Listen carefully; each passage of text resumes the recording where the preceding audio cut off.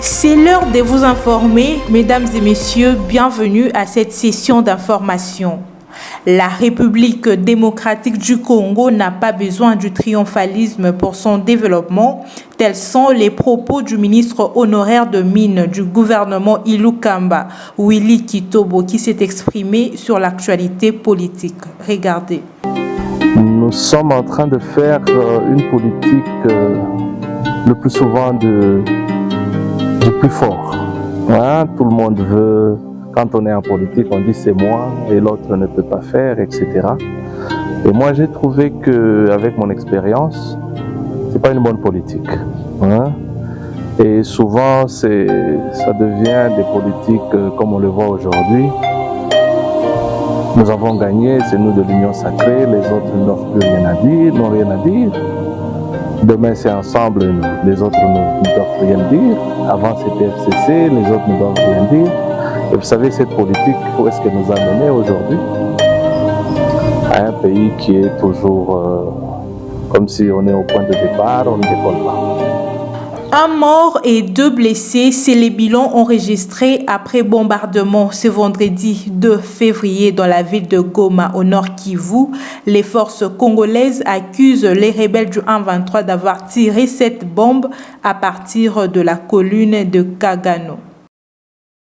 Nous avons tenu à vous informer que déjà depuis ce matin, ce vendredi donc, les forces armées de la République démocratique du Congo s'attellent à mettre hors d'état de nuire les terroristes de l'armée rwandaise et du M23 sur les collines de Mure et de Karuba. Et aujourd'hui, suite à cette pression, ces terroristes viennent de larguer une bombe à partir bien évidemment de Karuba. La bombe a fini sa course à Mugunga, à quelques kilomètres de la ville de Goma, causant ainsi des dégâts matériels et humains. Parlant justement des dégâts, nous vous informons que 2 personnes ont été blessées et que des maisons ont été totalement endommagées.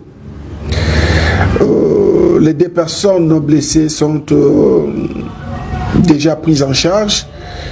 Et d'ailleurs, c'est ici aussi le lieu de vous informer que les 2 personnes viennent d'avoir la visite du gouverneur militaire de province, le général-major Chirimwami Kuba Peter, qui les a assistés. Voilà donc la situation qui s'est passée aujourd'hui en ville de Goma. Mais qu'à cela ne tienne, les forces armées de la République démocratique du Congo continuent à faire reculer l'ennemi. Et à notre population, nous demandons de garder le calme, car son armée est en train de mettre tout en œuvre. Alors tout en œuvre pour ramener l'ennemi d'où il est venu. Au moins 7 personnes ont trouvé la mort jeudi dernier au village États-Unis dans les secteurs de Bukanga-Lonzo dans la province du Kwango. Cela fait suite à une attaque de miliciens Mobondo qui continuent à s'aimer désolation dans cette partie du territoire national, situation occasionnant les déplacements massifs des habitants de ces coins du pays vers diverses directions. Les autorités compétentes sont appelées à prendre des mesures nécessaires pour mettre fin à cette calamité. Autre chose à présent, les enseignants de territoire de Businga, Yakoma, Bosobolo, Mobai Mbongo dans la province du Nord Ubangi sont en grève depuis 2 mois. Ces hommes de la Craie Blanche réclament leur salaire du mois de décembre 2023 et celui de janvier 2024 avant la reprise des cours. Une situation qui paralyse les activités scolaires au moment où les élèves passent les examens du premier semestre.